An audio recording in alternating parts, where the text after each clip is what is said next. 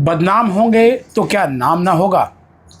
CBSE के लिए ये बात कहना जो है वो बिल्कुल ही मुफीद है। मुफीद इसलिए है कि कई पेरेंट्स जो है वो रो रो कर जो है वो ये कह रहे हैं कि उनके बच्चे का साल ख़राब हो गया। ये वो पेरेंट्स हैं जिनके बच्चों का आरटी यानी रिपीट इन थियोरी आई हुई है। बाकी सब्जेक्ट में उनके नंबर बहुत अच्छे हैं, लेकिन पर्टिकुलर एक या दो सब्जेक्ट में उनको जो है वो आरटी मिला है, लिहाजा उनकी कंपार्टमेंट आ गई है। और ये संख्या कोई हज़ारों में नहीं है, ये संख्या लाखों में है। 1,63,800 जो कैंडिडेट्स हैं सीबीएसई के क्लास 12 के रिज़ल्ट के, जिनके गर्दन पर तलवार लटकी हुई है साल ख़राब होने की। और इसका ज़िम्मेदार कौन है? आप कह सकते हैं वो बच्चे पढ़ते नहीं होंगे या उन बच्चों का पेपर अच्छा नहीं हुआ होगा, लेकिन वो तो कह रहे हैं कि हमारे बाकी सब्जेक्ट में नंबर बहुत अच्छे आए हुए हैं। एक कैंडिडेट है जिसके 90% से ऊपर इंग्लिश में है, लेकिन जब उसके मैथ्स का रिजल्ट देखा जाता है तो वो ठन गोपाल वाली स्थिति है। नमस्कार, स्वागत है आपका हमारे इस यूट्यूब चैनल पर। मैं मुनमुन श्रीवास्तव आपका हार्दिक अभिनंदन करता हूं। देश में परीक्षाओं का दौर चल रहा है, परीक्षा रिजल्ट। तब 12th के रिज़ल्ट का इंतज़ार था। आए दिन तमाम जो चैनल्स हैं जो आजकल स्यापा कर रहे हैं वो रिज़ल्ट कब आएगा, रिज़ल्ट आ रहा है, इस दिन आ रहा है, 30 को आ रहा है, 10 को, देखो मैंने वहाँ अपडेट दिया था, वहाँ अपडेट दिया था, रिज़ल्ट आ गया। लेकिन जब रिज़ल्ट आया तो क्या हुआ? ढाक के 3 पात, होश उड़ गए उस रिज़ल्ट को देखते ही कि आखिर ये हुआ क्या। जहाँ एक तरफ जो है वो सीबीएसई ओएसएम को लेकर अपने जो है वो कंधे थपथपाने की कोशिश कर रही थी, उसी ओएसएम ने स्टूडेंट्स को जो है वो बिल्कुल अर्श से फर्श पर ला दिया। कई विशेषज्ञ कहते हैं कि नहीं ये तो कुछ ज़्यादा ही क्रिटिसाइज़ करने वाली बात है। आईसीएआई यानी कि चार्टर्ड अकाउंटेंट्स के एग्ज़ाम में ये पॉलिसी लागू है, तो क्या 12वीं का रिज़ल्ट भी वैसा ही होता है? आपको एक बानगी बताता हूँ, चूँकि उच्च शिक्षा को कवर करते हुए मुझे 26 साल से ज़्यादा हो गए। स्कूल लेवल पे एजुकेशन को उतना कवर नहीं करता हूँ, लेकिन स्कूल के ही क्लास 12 के स्टूडेंट जो है वो कॉलेज में आते हैं। और जब से सीयूटी शुरू हुआ है 2022 से, तो वो जो स्टूडेंट हैं वो अब सीयूटी की परीक्षा दे के आते हैं। लिहाजा जो 12वीं के जो नंबर हैं वो अब गौण हो गए हैं क्लास 12 के लिए। तो फिर इतना हंगामा क्यों बरपा हुआ है? आप सोच सकते हैं कि ठीक है, नंबर कम आ गए तो क्या हुआ, सीयूटी में अच्छा स्कोर लेके आओ। लेकिन यहाँ एक और भी चीज़ है, आपका जेई मेंस में आपकी जो मेरिट तभी आएगी जब आपके क्लास 12 में 75+ आपके नंबर होंगे। ये तो रही बात केवल साइंस वालों की। आर्ट्स वालों के भी नंबर बहुत कम आए हैं। आर्ट्स स्ट्रीम के बहुत से स्टूडेंट जो है वो मैथमेटिक्स लेते हैं, उसमें भी उनको नंबर बहुत कम आए हैं। एक कैंडिडेट ने कहा कि उसके तो 17 नंबर आए हुए हैं केवल, और 20 में से 19 नंबर उसे प्रैक्टिकल में मिले हुए हैं।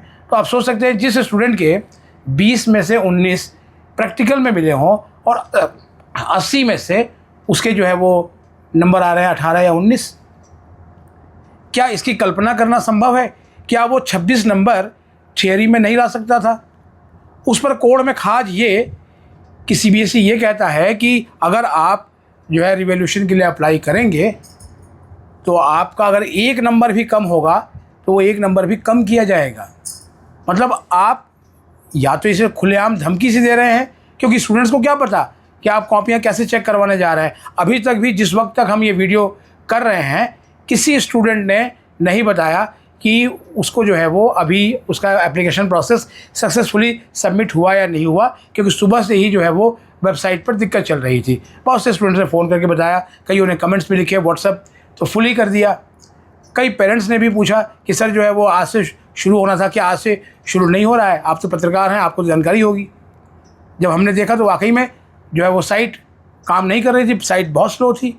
कई स्टूडेंट जिनकी खुल गई उनका ठीक से जो है वो कैप्चा लोड नहीं हो रहा था, उसको बार बार रीलोड करना चाह रहे थे। सवाल यह है कि कोई भी बिना जो है वो फुल प्रूफ तैयारी की चीज़ों को किया जा रहा है।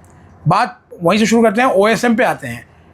ऑन स्क्रीन मार्किंग सिस्टम चर्चा में है इस बार, जो है फ्रंट पर आकर नहीं लेकिन पीछे से तमाम शिक्षक, इवन जो 70,000 से अधिक जो इवेल्युएटर्स लगाए गए थे उनमें से कुछ की राय अगर ली जाए तो वो भी यही कहेंगे कि हाँ, ये सिस्टम जो है वो कहीं ना कहीं स्टूडेंट्स को परेशान करने वाला रहा।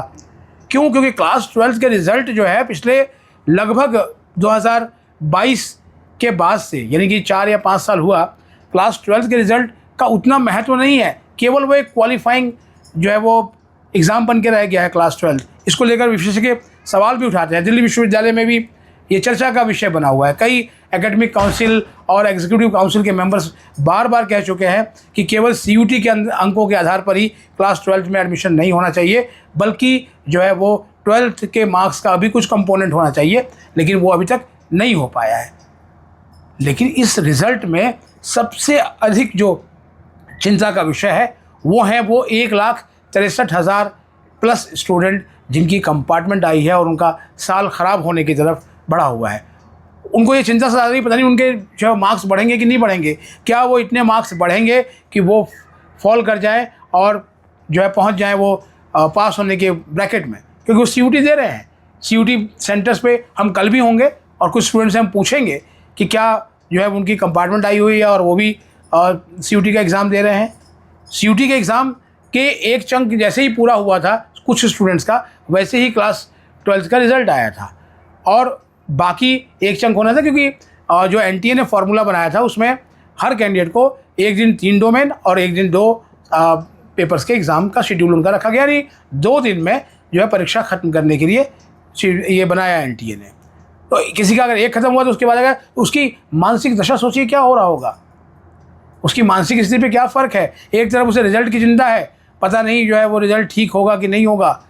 रिज़ल्ट अगर ठीक नहीं हुआ तो उसे जुलाई में कंपार्टमेंट का एग्ज़ाम देना पड़ेगा।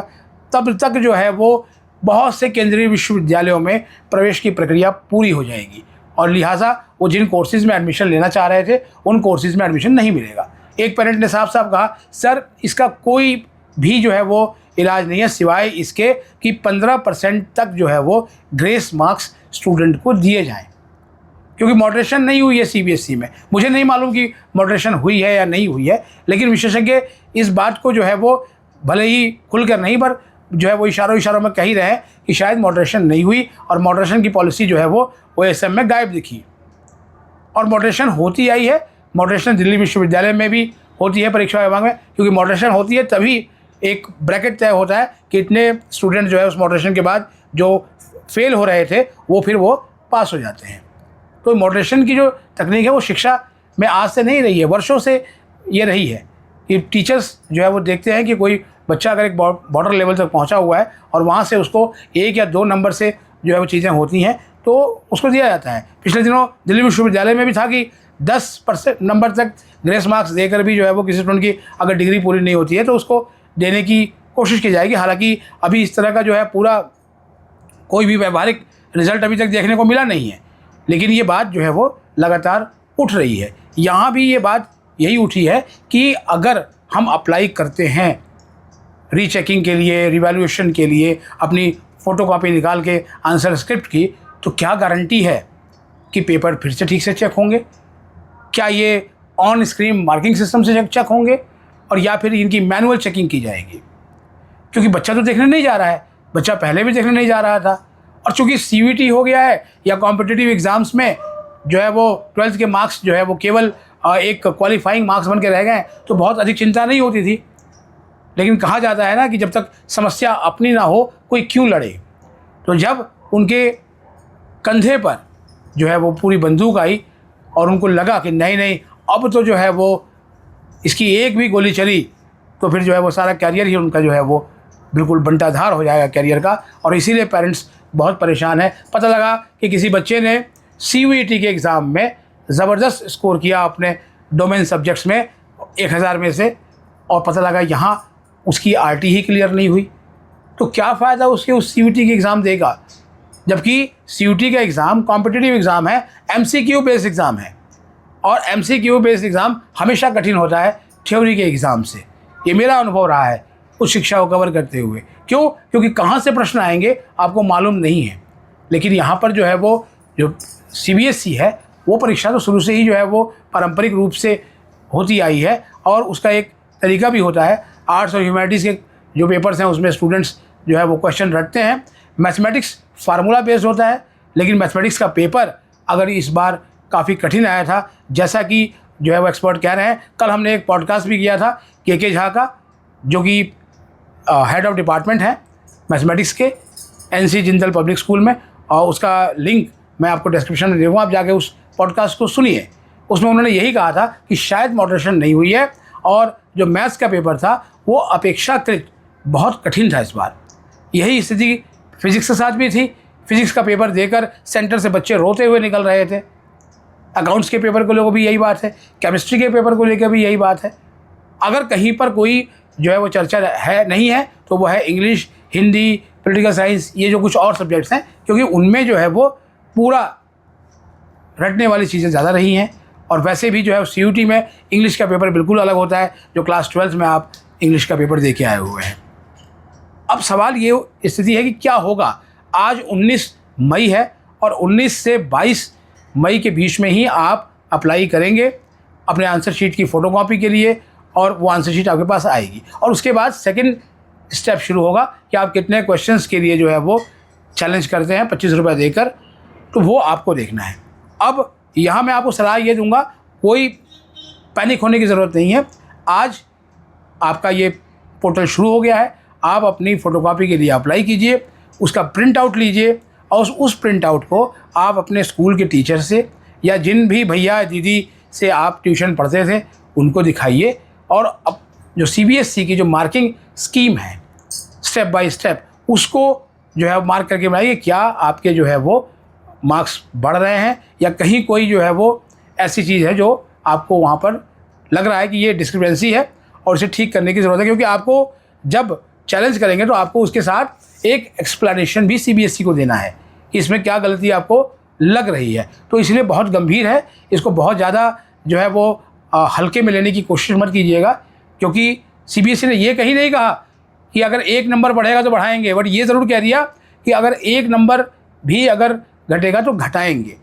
भले ही CBSE इस बात को बोल रही हो कि every concern matter, every students matter, तो अगर इतना ही अगर मैटर है, स्टूडेंट्स का इतना ही ध्यान है, तो CBSE कम से कम जो गलती आपने पीछे की है, जो कि आप कभी भी ये ना मानेंगे नहीं कि आपसे गलती हुई, लेकिन जो एक्शन अभी बता रहे हैं उसे जो है साफ पता लग रहा है कि बिना आग के धुआं नहीं उठता है।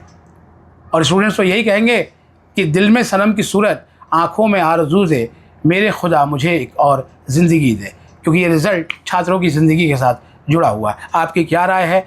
क्या आपका जो है वो फ़ोटोकॉपी प्राप्त करने के लिए एप्लीकेशन सक्सेसफुली सबमिट हुई या नहीं हुई? आप क्या सोचते हैं? कमेंट बॉक्स में ज़रूर बताएं। और अगर ये वीडियो आपको अच्छी लगी हो तो लाइक करके हाइप देना ना भूलें। मिलते हैं एक और एपिसोड के साथ, तब तक के लिए नमस्कार।